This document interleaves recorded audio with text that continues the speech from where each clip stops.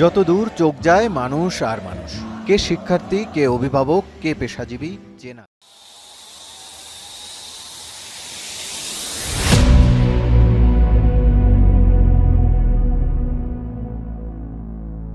আসসালামু আলাইকুম প্রিয় বন্ধুরা।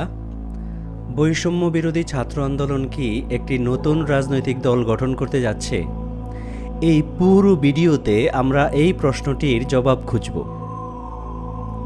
বন্ধুরা, আপনারা জানেন যে ৮ সেপ্টেম্বর থেকে ২৮ সেপ্টেম্বর বৈষম্য বিরোধী ছাত্র আন্দোলনের সমন্বয়কবৃন্দ ৮টি বিভাগের ৪৪টি জেলায় বিভিন্ন সভায় মিলিত হয়েছিলেন। তৃণমূল মানুষের সাথে, বিভিন্ন শ্রেণী পেশার মানুষের সাথে এই সভায় মিলিত হওয়ার পরে কিছু পরামর্শ এসেছে। বন্ধুরা, এই পরামর্শগুলি কম্পাইল করার জন্য ওনারা একসাথে বসেছিলেন ২০ সেপ্টেম্বর টিএসসিতে। সেই সূত্রে আমরা কিছু বিষয় জানতে পেরেছি যে সাধারণ মানুষের কাছ থেকে কী ধরনের পরামর্শ এসেছে। বন্ধুরা, পরামর্শগুলি হলো: রাষ্ট্রীয় কাজে স্বচ্ছতা প্রণয়ন, জুলাই আগস্টের গণ অভ্যুত্থানের চেতনা সংরক্ষণ, আহত ব্যক্তিদের সুচিকিৎসা, চাঁদাবাজি, টেন্ডারবাজি ইত্যাদি বন্ধ করা, এবং সবচেয়ে গুরুত্বপূর্ণ হলো নতুন একটি রাজনৈতিক দল গঠন করার বিষয়ে তৃণমূলের মানুষ মত দিয়েছেন। এখন এই নতুন রাজনৈতিক দল গঠন করার সুবিধা অসুবিধাগুলি কি বন্ধুরা? সুবিধাগুলি নিয়ে প্রথমে আলোচনা করি। আপনারা জানেন যে বাংলাদেশে অন্যান্য দলগুলির পাশাপাশি যদি একটা তৃতীয় শক্তি আসে, তাহলে অবশ্যই রাজনৈতিক পরিমণ্ডলে নতুন একটি শক্তির আগমনের ফলে রাজনৈতিক গুণগত মানের পরিবর্তন আসতে পারে। বন্ধুরা, ছাত্র শক্তি নামক একটা রাজনৈতিক প্ল্যাটফর্ম ছিল। এই রাজনৈতিক প্ল্যাটফর্মের বেশিরভাগ নেতাকর্মীরাই এখন এই সমন্বয়কদের মধ্যে আছেন। বন্ধুরা, তার মানে ওনাদের রাজনৈতিক অভিজ্ঞতা আছে। সারা বাংলাদেশে যারা পরিবর্তন চান, ওই পরিবর্তনকামী মানুষদের জন্য এই রাজনৈতিক দলটি একটি বিকল্প পছন্দের বিষয় হতে পারে। বন্ধুরা, অসুবিধাগুলি কি কি? আপনারা জানেন যে এই ছাত্র জনতার আন্দোলনে যারা একাত্মতা পোষণ করেছিলেন, এখানে বিএনপি, আওয়ামী লীগের কিছু দলছুট নেতাকর্মী, জামায়াতে ইসলামী সহ প্রত্যেকটি শ্রেণী পেশার মানুষ এই আন্দোলনে সামিল হয়েছিলেন।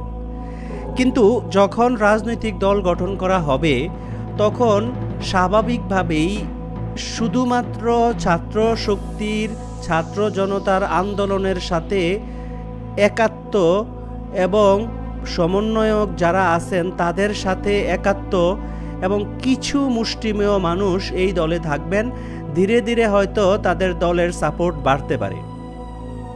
স্বাভাবিকভাবেই যারা বিএনপি করেন, যারা আওয়ামী লীগ করেন, যারা জামায়াতে ইসলামী করেন, প্রত্যেকের যেহেতু আলাদা দল আছে, প্রত্যেকে আলাদা আলাদা করে রাজনীতি করবে এবং এই নতুন শক্তির সমর্থকের পরিমাণ অবশ্যই একটা ফ্র্যাকশন হবে, মানে একটা অংশ হবে। বন্ধুরা, তার মানে একটা ক্ষুদ্র অংশ নিয়েই এই বৈষম্য বিরোধী ছাত্র আন্দোলনের নতুন দল পথ চলা শুরু করবে। এই পথ হবে দুর্গম। রাজনৈতিক মাঠে নামার পরে স্বাভাবিকভাবেই বিএনপি, আওয়ামী লীগ, জাতীয় পার্টি, জামায়াতে ইসলামী প্রত্যেকটা দলের সাথে প্রতিযোগিতা বাড়বে। কোথাও কোথাও বিচ্ছিন্ন সংঘর্ষের পরিমাণ বাড়তে পারে। বন্ধুরা, রাজনীতির মাঠ অত্যন্ত জটিল। সেখানে ক্ষমতার হিসাব আছে, সেখানে অর্থনৈতিক বিষয় জড়িত। বন্ধুরা, রাজনীতিতে আসলে দেখা যাবে বর্তমানে যারা সমন্বয়কের দায়িত্ব পালন করতেছেন তাদের মধ্যে বিভিন্ন বিষয় নিয়ে মতবিরোধ সৃষ্টি হতে পারে। সেই হিসাবে এই পথ হবে অত্যন্ত দুর্গম, অত্যন্ত বন্ধুরা, আপনারা যদি আওয়ামী লীগের রাজনীতি, বিএনপির রাজনীতি, জাতীয় পার্টির রাজনীতির ইতিহাসটা দেখেন, তাহলে এই দলগুলি যেমনি অনেক কিছু পেয়েছে, তেমনি করে এই দলগুলির প্রতিষ্ঠাতা, এই দলগুলির অনুসারী বা বর্তমানে যারা রাজনীতি করতেছেন তাদের স্যাক্রিফাইসও প্রচুর। হত্যা, গুম, জেলখাটা, ব্যবসা বাণিজ্য ক্ষতিগ্রস্ত হওয়া, বিভিন্নভাবে সাফার করতে হয় বন্ধুরা রাজনীতিতে। সো যখন নতুন একটি দলের মধ্যে বৈষম্য বিরোধী ছাত্র আন্দোলন আসবে, তখন তাদেরকেও এই বিষয়গুলি মাথায় রেখেই আসতে হবে যে এই ঘটনাগুলি যা অতীতে ঘটেছে তাদের সাথেও তা ঘটতে পারে। বন্ধুরা, এই পথ অত্যন্ত কঠিন হলেও তৃতীয় একটি শক্তির প্রয়োজনীয়তা গত দীর্ঘদিন ধরেই বিভিন্ন বিশ্লেষকরা বলে আসছেন। নতুন একটি দল গঠন করার ফলে তা বাংলাদেশের রাজনীতিতে একটা গুণগত পরিবর্তন আসতেও পারে। আপনারা জানেন যে ভারতেও কংগ্রেস নামক একটি ঐতিহ্যবাহী পুরনো দল আছে, বিজেপি নামে একটা প্রতিষ্ঠিত দল আছে। এরপরেও দিল্লির রাজনীতিতে দেখেন আপনারা আম আদমি পার্টি এসেছে, তারা ভালো করেছে, তারা ক্ষমতায় গিয়েছে, তারা অনেক সমস্যার সম্মুখীনও হয়েছে, কিন্তু তারা অনেক সফলতাও পেয়েছে। তাই মোটা দাগে এই কথা বলা যায় না যে রাজনীতিতে আসলে বৈষম্য বিরোধী ছাত্র আন্দোলনের যে রাজনৈতিক শাখা বা রাজনৈতিক দলটাই এটা ভালো হবে বা খারাপ হবে। আসলে এটা সময়ের অপেক্ষা আমাদেরকে করতে হবে। ওনারা কেমন করে দলটি গঠন করেন, দলটির ম্যানিফেস্টো কী, এই দলটির প্রতি সাধারণ মানুষ, বাংলাদেশের মানুষ কেমন করে এগিয়ে আসে, ওনারা কেমন করে নেতৃত্ব দেন, কেমন করে দেশের বিভিন্ন সমস্যাগুলি সমাধানের লক্ষ্যে কাজ করেন।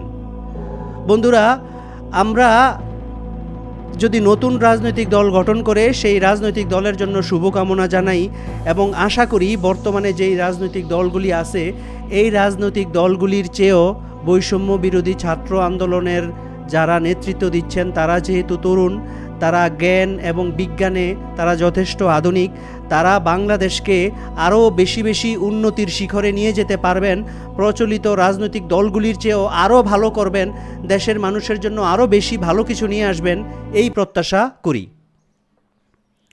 বন্ধুরা, আরও একটি পর্ব নিয়ে আপনাদের সামনে হাজির হব। ততক্ষণ আপনারা সুস্থ থাকুন, ভালো থাকুন।